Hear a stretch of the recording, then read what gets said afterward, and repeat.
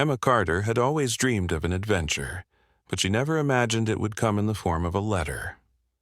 One quiet morning, while sipping her coffee in her small bookshop, she received an envelope with no return address.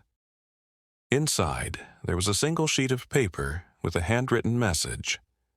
"You have been chosen for a journey that will change your life. Follow the instructions carefully. First, go to the train station at noon and take the train to Westford. Your ticket is already booked." Emma hesitated. It had to be a joke, right? But something about the letter intrigued her. She had spent years running her bookshop, lost in stories of faraway lands and daring quests, yet never daring to step out of her comfort zone. Maybe this was fate giving her a nudge. Curiosity won over caution. She closed her shop early, packed a small bag, and made her way to the train station. To her surprise, the ticket booth attendant handed her a ticket without asking for any identification.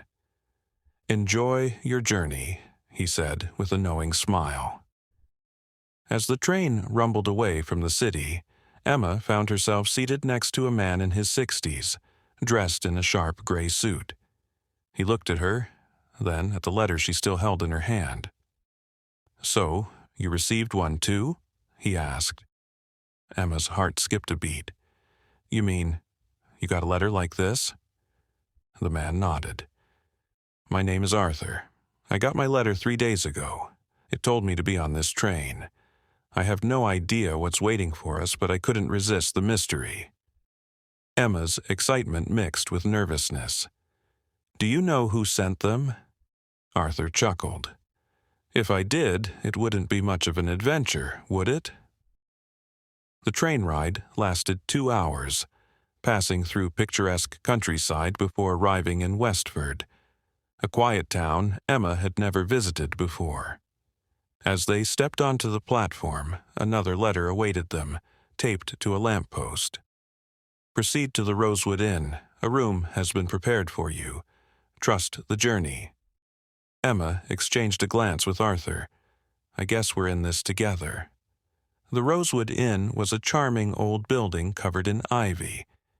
Inside, the receptionist greeted them warmly. "Welcome, Miss Carter, Mr. Arthur. Your rooms are ready. Dinner will be served in the garden at 7. Emma felt a shiver of excitement. Who had arranged all this? Why? And what would happen next? As she settled into her room, another envelope lay on her pillow. Her hands trembled as she opened it. "Tonight, you will meet others like you. The answers you seek begin at dinner." Emma took a deep breath. The adventure was just beginning. Dinner was set in a beautifully lit garden with an elegant wooden table surrounded by flickering lanterns. 5 other guests were seated, each of them holding a similar letter.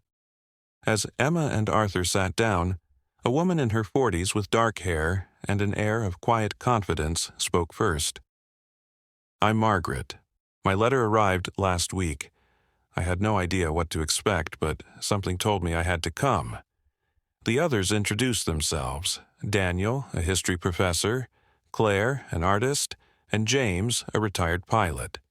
They had all received the same mysterious invitation.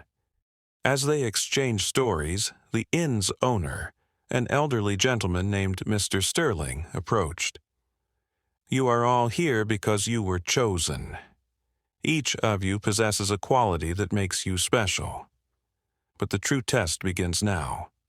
Before they could ask what he meant, a butler entered carrying a small wooden box. He set it on the table and opened it, revealing 6 identical keys. "These keys unlock doors within the inn," Mr. Sterling explained. "Each of you must find your door and step through. On the other side, you will find the purpose of your journey." Emma's pulse quickened. Was this a puzzle? A test? She picked up a key, its weight solid in her hand. One by one, the others did the